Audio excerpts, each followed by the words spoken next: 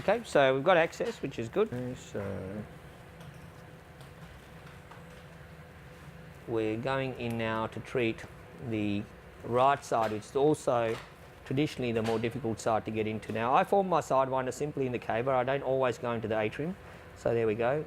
So all I'm doing here is manipulating my catheter around that cava and try and get it as anterior as possible to find this, and there we go. So there's our right Avarian vein.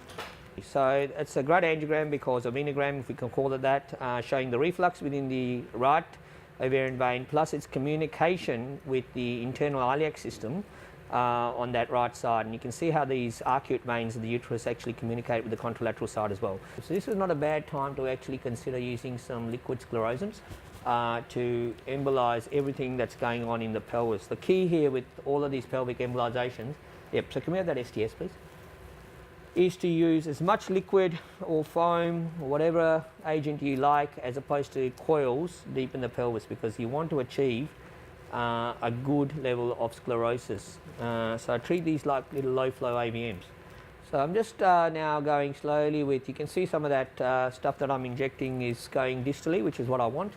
Now you don't want to be injecting too hard because you don't want some of this to reflex into the central system. So you inject it with a little bit of caution and inject it till you see any significant amounts of reflux. If you inject it slow enough, you should be able to get mainly forward flow till you're ready. Now I'm quite liberal with STS because I think I use it a lot for peripheral veins, and if you use it well, you tend to get very good results. Alright, so the next thing I'm going to do now is to potentially consider coils. So I have a 12 by 30 to start with, please. And what I'm going to do next is to just get this in and try and pack it as tightly as possible down at the bottom end, because that's where it matters. There it goes. So it's get it as tightly as possible. Thanks, there's some STS here. And let's see if we can get these coils to be nicely packed up a little bit higher at this point here. That's it. You can see how it's forming a, there we go. So now I can just pack it in. There we go. I like it when it does that because it tends to find its way into the branches that are coming off the vessel, which is really handy with these softer coils. And injecting a little bit more STS in through there just to achieve that little bit of stasis and closure.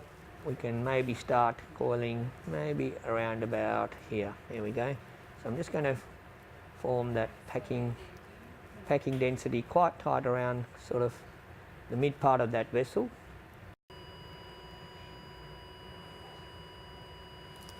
And a tiny bit sort of squeezing through, which is not unusual. This is my third vial, but as you can see, it's diluted. So it's third vial of 2% diluted to 2% diluted, 3% diluted to 1.5. You can see how that microcatheter likes to get through, and this is what I like about it. It actually gets into those branches, and it allows me to really go hard with the STS to sclerose them.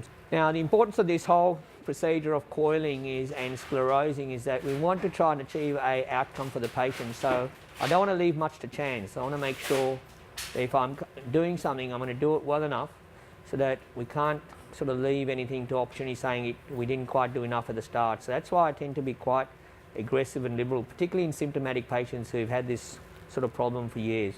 So the next question that's going to be asked after I finish this is, are we going to look at the internal iliacs? I'd love to take a show of hands in the audience as to how many of you would be at this stage thinking, should I be looking at the internal iliacs? I know what I'm going to do, but I'd like to know what you're going to do or what your thoughts are.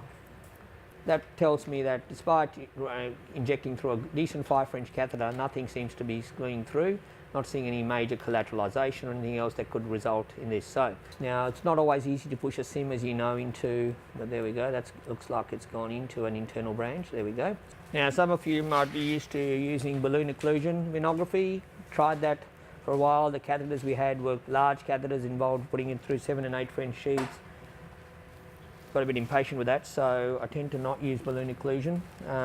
Tend to use, and my threshold for internal iliac venography, I think is an important question to also address, is if you do see this sort of branches that communicate with the varices from the ovarian veins, or if you've got non-saphenous related varices in the pelvis, perineum, etc., heading down into the legs. So that's not a bad time to consider, I think, looking for any sort of pudendal or obturator branches that might be sneaking through the pelvis.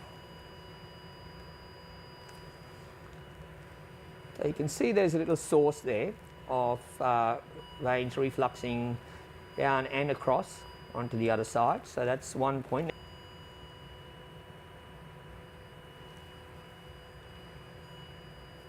Okay, so there's that branch communication with those ovarian varices. So what I want to do is to see if I can get me the microcatheter next. So I'm going to go down that particular branch that you see that's heading vertically down, and then sort of make a turn as we're looking down the vessel towards the coils, and see if I can address that little communication or anastomosis at that stage. Now just run that run, please. That's it. And you can see there's some communication with the contralateral side. It looks like to be more along the yep. So you can see how my wire is going up into another branch. Now it's interesting to see where that branch is going. So that's floating around nicely in the cava and the iliac vein. So that's the common iliac coming to sort of back out of that common iliac. That's the external there. And then we're coming back into these sort of iliac branches, the internal branches that are communicating with our veins. So really, this point here is not a bad point to start embolizing from. There we go, I'm happy with that. So I'm going to sort of use that as my start point.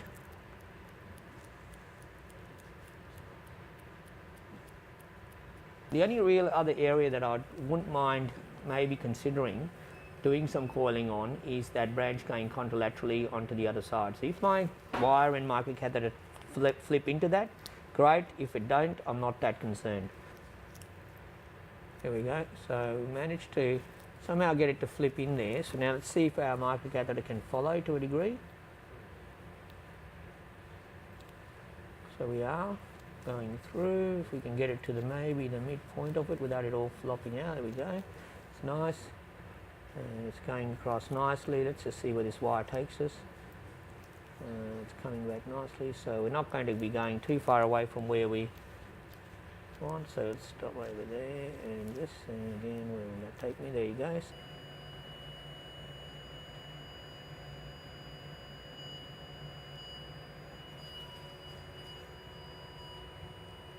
There you go. So here's a communication there through that collateral into the contralateral internal and through.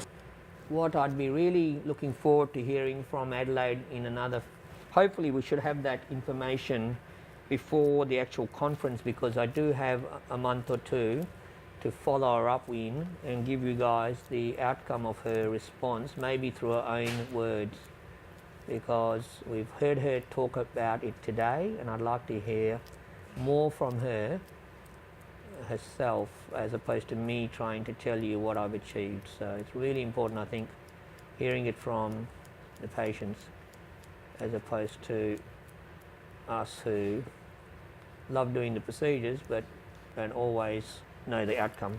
And once again, just a picture of what it would look like on an AP if someone wants to take an AP picture. There you go, beautiful, great Honda sign there, the H. Thanks.